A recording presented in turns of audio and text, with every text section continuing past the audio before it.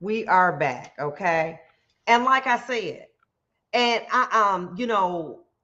but what I have seen as a former judge, now defense attorney, uh, former prosecutor, that many times when people are charged with crimes in certain counties,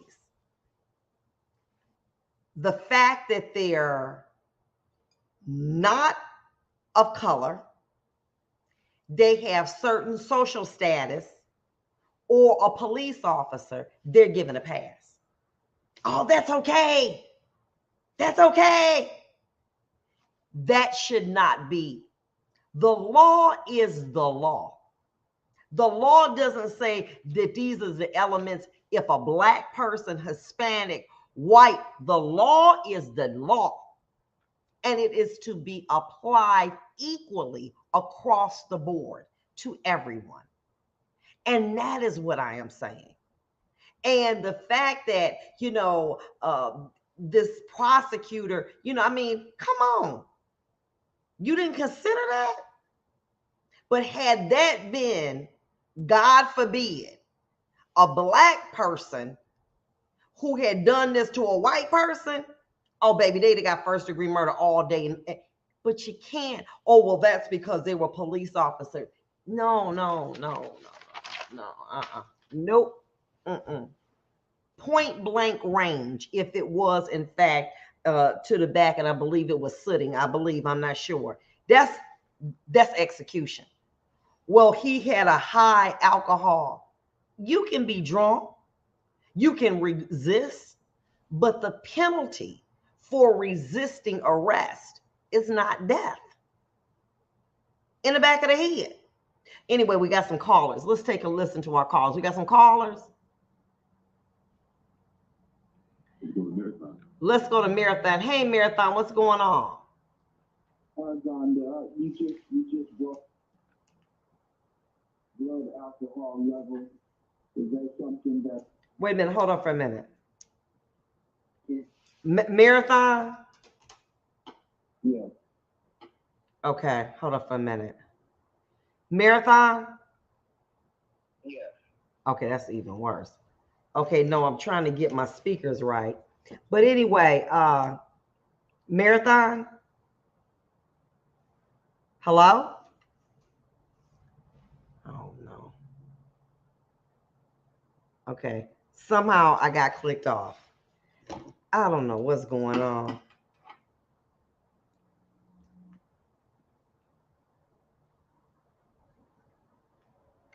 I'm asking them to call us back. But I hope that you all that are viewing me understand. When we get a diagnosis, cancer don't say this black cancer and white cancer, Hispanic cancer. When we get a diagnosis, are we there? Okay, we're back. When we get a diagnosis, it's not black cancer or white cancer, it's cancer.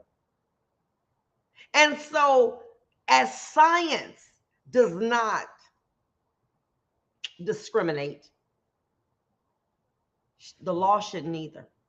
But anyway, we got Marathon on the line. Marathon, go ahead. Yes, I'm back. I was going to bring up what you just brought up about the blood alcohol level. That's not something that the officer could bring up to his advantage, or is it? It just seems like he didn't have control of the situation and he panicked. I'm kind of curious how an excessive blood alcohol, yeah, he could have been erratic. We saw that. But he's in a position in the way that it appears from the media outlets of vulnerability. The police officer on top of him. Okay? So the fact that you got a blood alcohol that's high, so what? You look at the actions of the defendant coupled with the victim. You could have let him go. When the law says, and I'm going to read it to you again, their departmental policy says, let me find this so I can be accurate. You can only defend yourself or another officer against a reasonable threat of death or serious bodily injury. A reasonable. If you are on top of a defendant, a suspect at that point, because he hadn't been charged, a suspect, and you're on top of him, and you are armed with a weapon, and they are down, face down on the ground,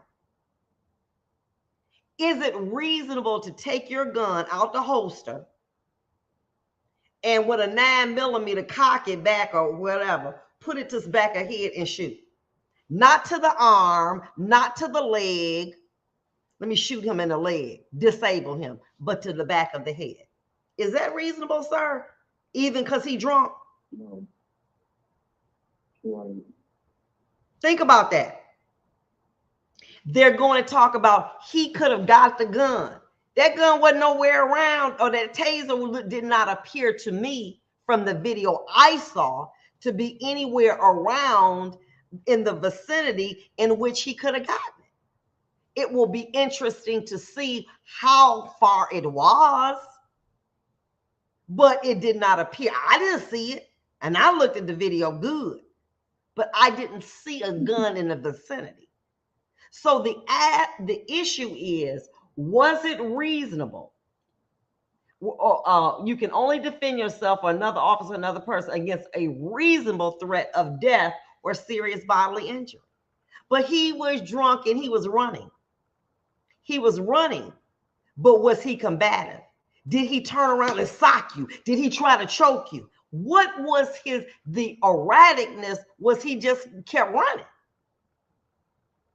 Right. You understand what I'm saying? Y'all know them drunks that be trying to fight.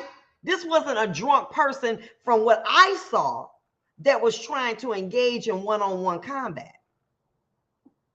Did you see that? I mean, maybe I missed it. You know what I'm saying? I saw it. It looked like the officer couldn't handle him. He found out that he was stronger than he thought. He couldn't handle that man. He just panicked. And that is the issue. And it did not appear. And this is going to be very interesting. Obviously, we don't want to see this type of conduct anywhere. Nobody want to see a police officer charged with a crime. Don't nobody want to see a person killed. This ain't something we just look forward to. But when it occurs, it has to be evaluated under the same standard you would do, in my opinion, and my lay opinion, okay, my lay opinion, that you would do for anyone else. That is my point. Now, ultimately, the decision will be up to those jurors. You cannot, in my experience, separate a person's life experience from being a juror. You can try, but it's very challenging. And if a person cannot be fair or has a perception about Black people or white people, they bring that into that jury room. You feel me? They don't just sit that out there. They bring that with them. And that's whether you a judge, juror, prosecutor, defense, you bring that with you. That's part of what you believe. We'll be back. We got some more callers, and we're going to go to something different in a minute because I got to calm down. My blood pressure going up. Bye-bye. I'll be right back.